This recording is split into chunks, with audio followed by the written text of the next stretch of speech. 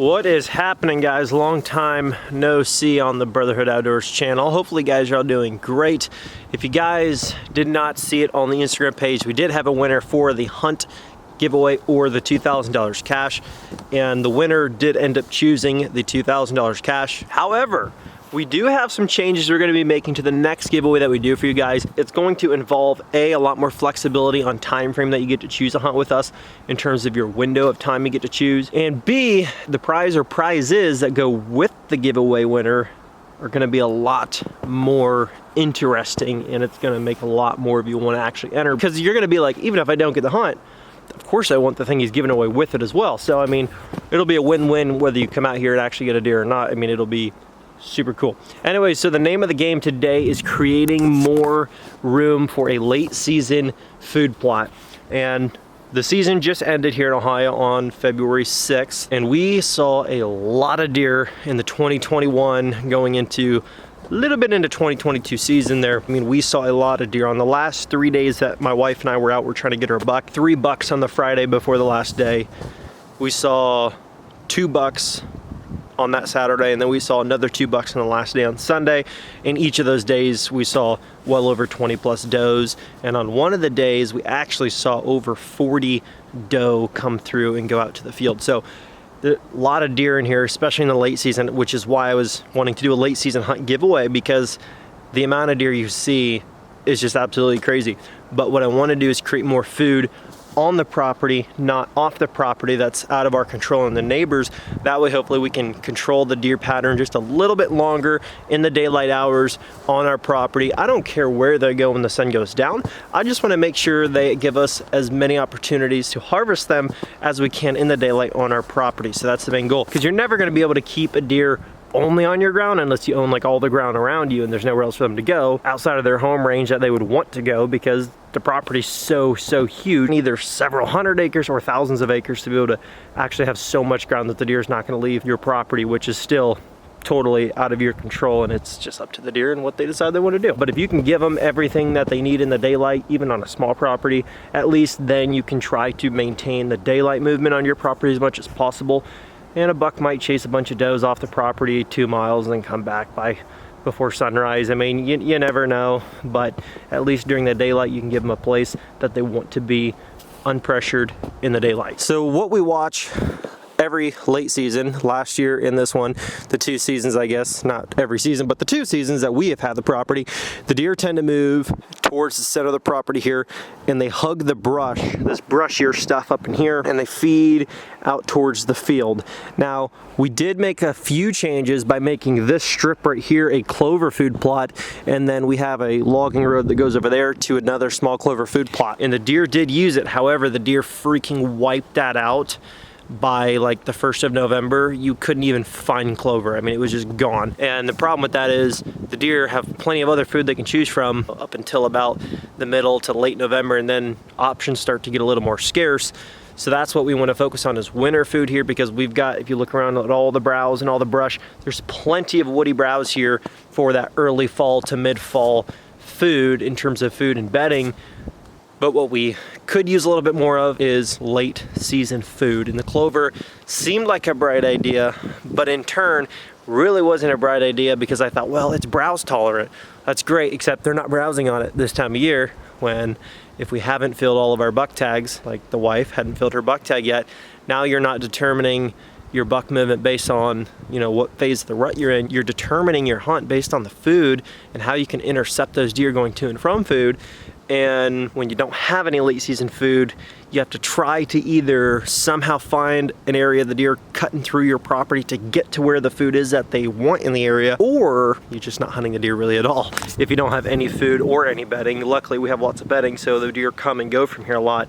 Problem is, I want them to spend as much time on my property as possible in the daylight. So what we're gonna do, I talked to the wife about this a couple days ago when we were walking out of here for our last hunt of the year, and I said, hey, you know, we've got a couple of stands over on that field edge, which the field edge is owned by the neighbor, owns the field out there, but the neighbor does not hunt, and he said that he is totally okay if we shoot deer out of the field. However, we have not yet done that, but he did give us permission to do that. So what I'm thinking about is leaving leaving the stands over there and then creating a feeding source about 50 yards from the stands, give or take, over here, and expanding this food plot about 2 or 3 times wider and giving us a nice like purple top turnip plot in here that the deer can use for late season. Why? Because the deer will prefer the greens until it gets like super bitter cold and a lot of snow and there's a lot less things to find.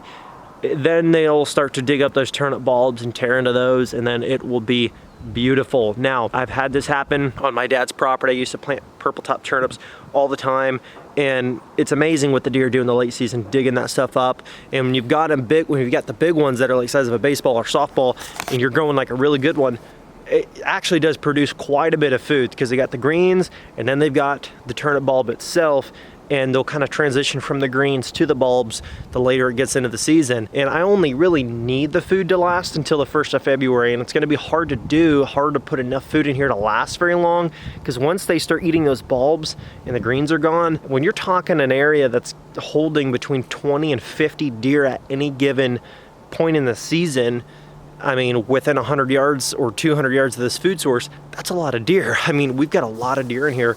And the problem is we don't get enough tags in the county that we're in to really put any kind of a dent in the doe population. So we have to try to just manage our food supply enough to where we can hold the deer. But the problem is when you increase your food supply, you're gonna increase the amount of deer that wanna use your property, because now you have even more of what they want. It's kind of an odd balance you have to try to figure out. But what we're gonna do is get to dropping some trees, and nothing that I'm gonna be dropping today is too big. But I got my helmet, I've got some Carhartt pants on here, and they're pretty thick, pretty tough stuff. I'm just gonna be using a small 14-inch steel chainsaw. It's a 193T. So we're gonna be getting in here and just clearing out all the small stuff to try to create more sunlight, so that when food plot season's here, we're good to go.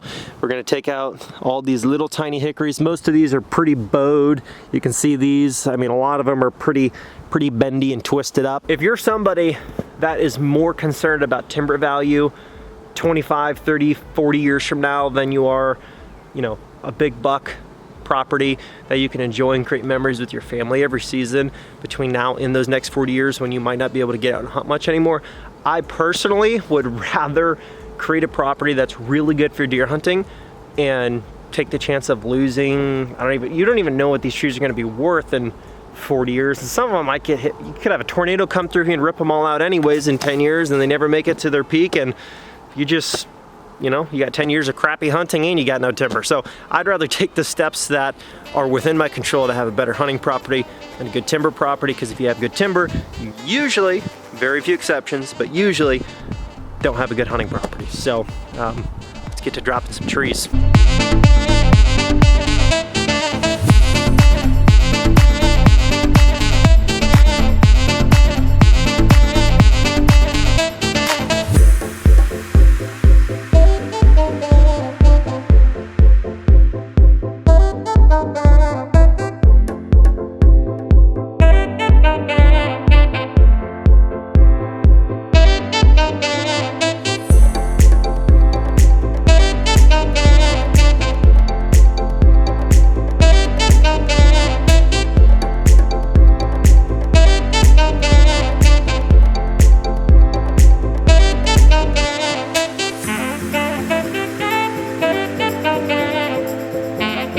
Two and a half hours later, I'll give you a little bit of a progress update on what we got done today. We got a fire started, and hopefully it burns this pile up here.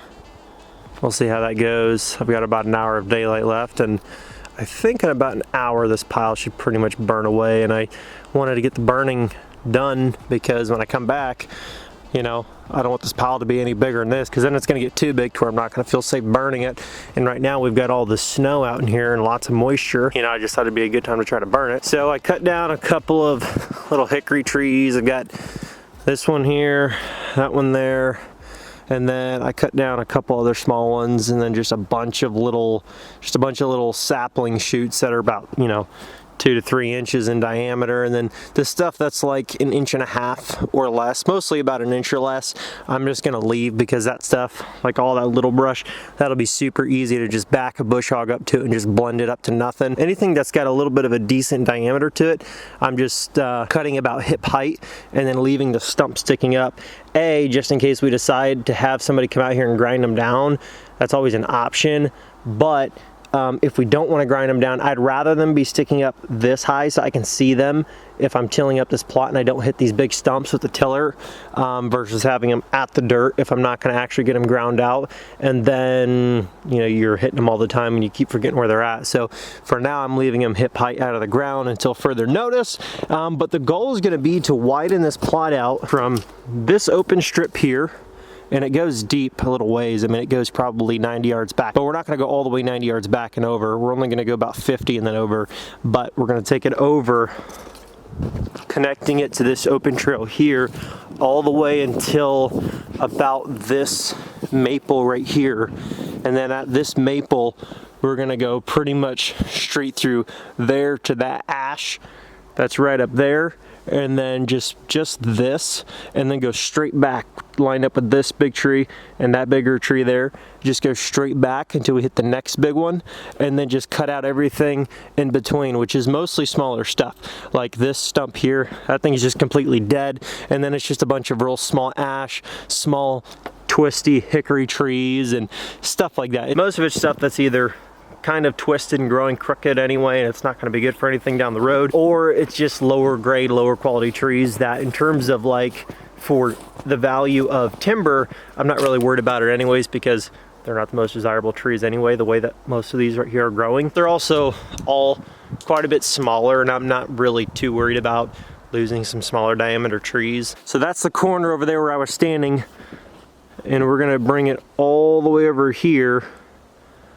And then there's another logging road here, and then we're gonna narrow it up just a little bit. We're gonna leave that walnut tree standing right there, not this bent one that's all crooked. The one right behind it though, that's a walnut. We're gonna leave that one there. Take those hickories there, the smaller ones, the one that's broken in half, and we're gonna keep on going back, maybe widen it back out a little bit to that hickory tree right there, and just keep on going all the way back through here. And then we'll probably even go past this big tree here, but this big tree doesn't have much of a crown, so I'm just gonna leave this in the plot and keep going on back until about here. And then this is probably where the cutoff is gonna be, is where it opens up. You can see all the deer tracks coming in through here. This is like the main point where the area transitions from like super dense bedding on all sides back here to like the more open woods. You can see that line where it was super heavily logged back in there, and then up in here there was like this 5 acres that was just kind of more select cut, and you can tell the difference like crazy in terms of the edge between the super thick bedding and the more open woods, which is why you see so many tracks in the snow right here too. It's a major line, it's a major edge, a transition area between the thick bedding, this small patch of open, and then it goes out to the main feeding fields. So what I'm gonna try to do is take advantage of this edge, this natural to the deer barrier, and then make this a big transition of late season food all through here. And that way I can hold the deer on our property, even if it's for another half hour in daylight before they go out to that field, or 1 hour before they go out to the field. If I can keep them on my property a little bit longer in daylight, or at least get them to take a very slight detour, but it's not too far out of their normal rhythm, it's just gonna put the odds in my favor and in my wife's favor to be able to harvest those deer, and that's the name of the game. And the reason I'm not expanding to this side of the trail instead of this side is you can see a lot of these trees are kind of arched. They're all twisted up. They're not growing straight, and even the ones that I cut down, they look like a banana. I mean, they're just super bowed. On this side of the trail, I don't know why, but all these hickory trees are pretty stinking straight, and all these small oaks and stuff, they're pretty stinking straight, other than this one right here, this real small one. But everything else is very straight on this side of the trail. So my debate was, do I take all the straight trees, or do we take all the crooked twisty trees, and the choice seemed pretty obvious to me. And for those that are probably wondering, well, how did our season go then if I'm making all these changes? The season went pretty good. I was able to get a pretty nice buck on this property. He scored 121 in 2/8 inches, I believe it was. And then I filled both of my doe tags on this property. I filled those both within couple days apart. My wife was able to fill both of her doe tags on this property, and she held out for a nice buck, which was, you know, the name of the game for her, and that's what she wanted to do. So she passed up a handful of 2-year-olds, a bunch of 1.5-year-olds she didn't want to shoot, and then it was just like a cat and mouse game between her and this nice big mature 5.5-year-old 8-pointer that we had on camera last year as a 4.5-year-old. And it was like the day she wouldn't be out here, he's out here. The day she was out here, he's nocturnal. The day she's not, he's out here in daylight. And it was like, it was just a freaking game that we just couldn't win. And I was trying to get her out anytime I could. I was like, I'll watch the baby. You need to go out there tomorrow and try to get this deer. So like, it was like back and forth, and it just wasn't working out. So then he kind of disappeared off the radar. And then we started hunting some of these deer in this late season with the snow that were coming through here, but it wasn't any of the hitless bucks that we had on camera. But there were a couple of nice bucks in the group that we were trying to get a shot at. It just didn't pan out, and not having the right amount of food and in the right location, it just made it really hard to keep those deer on our property when the most desirable food was 300 yards off the property. You can see why now I want to put this plot in so we don't have that issue with the next late season if we don't have our tags filled by then. And in terms of other deer that we harvested, not on this property, I did go to Pennsylvania, and I was able to shoot a pretty nice buck over there too. He was 126 inches, almost exactly. It was like 126 and an 8. He was a pretty nice buck. My first, well, not my first PA buck. My first PA buck, I was like 7 years old when I shot, but my first Pennsylvania buck since then, and so that was a lot of fun. I did get a doe at my dad's property in Indiana. I got a 9-pointer down at my Indiana property, and what else did we get? Oh yeah, we did a Indiana State Park hunt that we got drawn for. I got a doe up there. My wife got a doe up there. We did a lot of hunting. We got a lot of deer. Oh, my wife got a deer at one of my uncle's properties over in Wayne County, Ohio, with a crossbow. So we had a pretty good year. I think she got 4 or 5 deer total, and I got 8 or 9. It's kind of blurry after that. Like usually I'll shoot like 3 or 4, sometimes 5 in a season, and I'm like, oh, you know, it's super easy to remember which hunts it was because there weren't very many. I thought we hunted a lot last year. We hunted a freaking ton this year. I mean, we hunted like crazy. It was a lot of fun. It was a lot of fun, that's for sure. 3 bucks in one season. Pennsylvania, Ohio, and Indiana. I've never killed 3 bucks in a season ever before, so that was pretty cool. But yeah, so it was a pretty good season, and I'm just looking to make improvements so that next year our season could be even better. There's some deer out there right now actually next to me. I didn't even notice.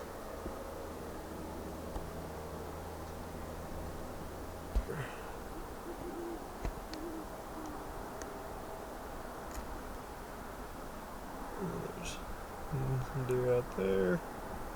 So we're starting to pile out.